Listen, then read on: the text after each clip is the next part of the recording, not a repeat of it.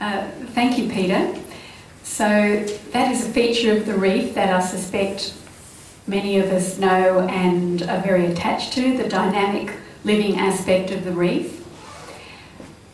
When I was looking at what campaigning for reef protection was like in the 60s in preparation for tonight, I was actually really surprised to find that in one of the key conservation battles of the 60s, seeking to protect the reef, the conservationists had to contend with assertions that certain reefs were completely dead, not worth protecting, and therefore it was fine to mine the limestone. So it seems really quite shocking that that sort of view should be put about and have to be defended.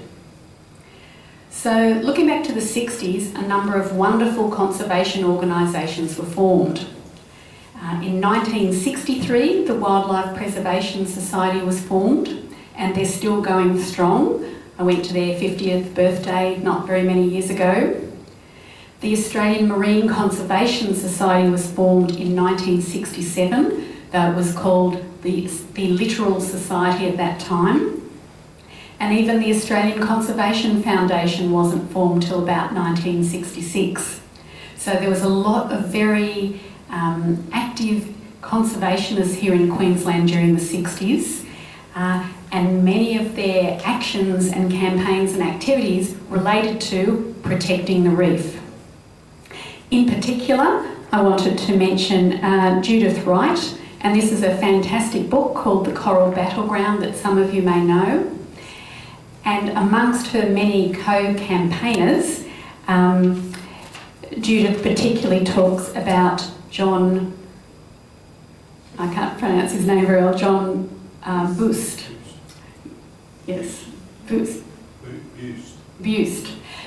So there are a number of incredible people who put vast amounts of their own volunteer time and funds into some of these battles during the 60s to try and protect the reef. The one battle that seems to be most prominent and one of the earliest battles to protect the reef was defending the Ellison reef from a proposal to mine it for limestone. So has anyone heard of that particular case or particular battle? Yes, Saren Starbridge up the back. Anyone else familiar with that case at all? Yes, yes.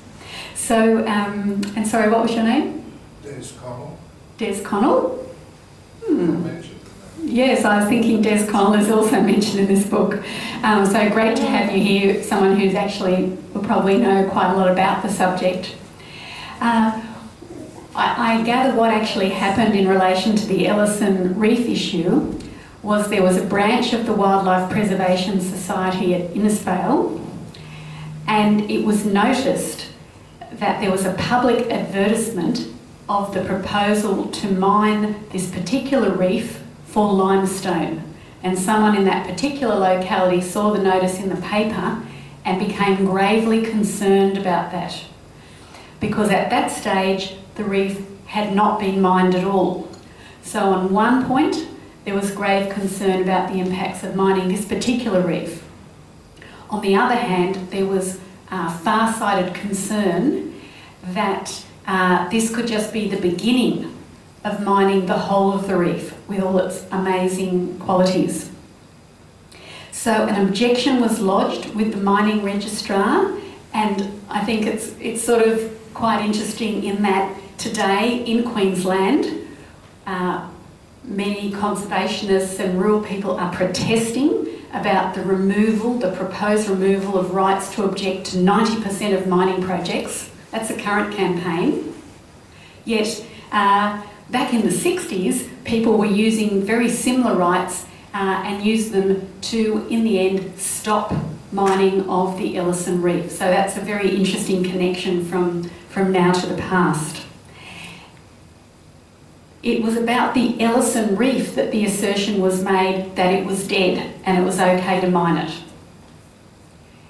In fact, the group of conservationists who decided the reef had to be protected managed to get together some funds, some sponsorship. It sounded like the same as it is today, where it's really hard to get together your finances for experts, for lawyers to run cases, but they managed to do it, and a number of divers went to the Ellison Reef and checked it out to see if in fact it was dead, as they'd been told. In fact, the divers found that there were 88 species of live coral on that particular reef. There were 60 species of molluscs and 190 species of fish. So the mining warden, the equivalent of today's Land Court Tribunal members, actually was convinced by the evidence brought forward by these community objectors and recommended against that proposed mining of the reef. And the mining minister, Minister Cam, actually took note of the recommendation and rejected the proposal to mine that particular reef. I think we should give a round of applause to that victory so long ago.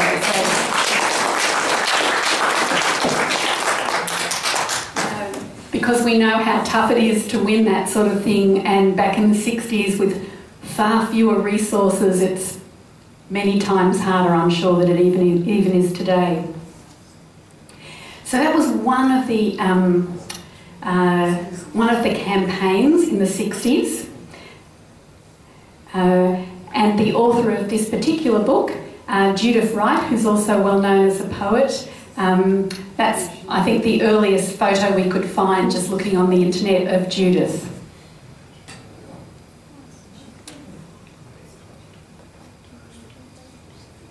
And that's a self-portrait of John Buste. Not a very clear one, but we couldn't find very many good quality photos. So apart from the Ellison Reef campaign, what I also had known very little about but was vaguely aware of was in the 60s and 70s there was a huge campaign to stop oil drilling on the reef. This was a major campaign. The sort of debates that went on were influenced by matters such as the Premier of Queensland having interests in oil drilling companies. Someone's busy in the front row. So back in the 60s and 70s, it was regarded as quite acceptable, at least by the pollies in power, to have business interests, active business interests that conflicted with decisions that they or their ministers may have to make in relation to, for example, allowing oil drilling on the reef.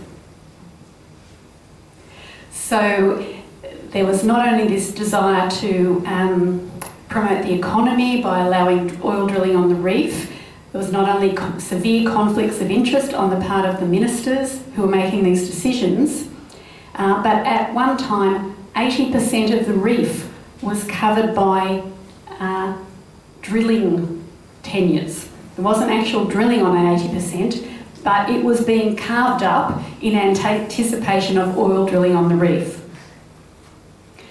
So this was really the challenge that was faced by the conservationists in the 60s and 70s, how to stop the reef being just destroyed for oil drilling. Now, I gather a few disastrous oil leaks overseas, including at a place called Santa Barbara, that helped to influence public opinion that they did not want the reef destroyed. There was a great deal of hard campaigning work by the conservationists, talking to the unions, who ultimately put a black ban on drilling on the reef. The conservationists put a lot of effort into befriending various key politicians, the Prime Minister, the Leader of the Opposition. And there was a major legal stoush between Queensland and the Commonwealth as to whether Queensland had the authority to be issuing these drilling permits in the particular localities of the reef offshore. So major campaigns, major issues, you can really see how much work went into those campaigns. And it did lead up to some major royal commissions of inquiry, including in 1974, and it did lead up to both the the Queensland and Australian governments prohibiting petroleum drilling on the reef. We then had the Great Barrier Reef Marine Park Authority established in 1975, and in 1981 World Heritage status was granted to the Great Barrier Reef World Heritage Area. So those are battles fought many years ago, and it's wonderful to have someone who was there and can probably add to what I've said. So what we have in terms of protection for the reef, the Great Barrier Reef Marine Park Authority was hard fought all those years ago, and we can't take it for granted. So I'll now swap over to Peter again. The Great Barrier Reef Marine Park Authority has responsibilities looking after the natural heritage of the reef, but they also take a lot of pride and effort in looking after some of the cultural aspects of the reef.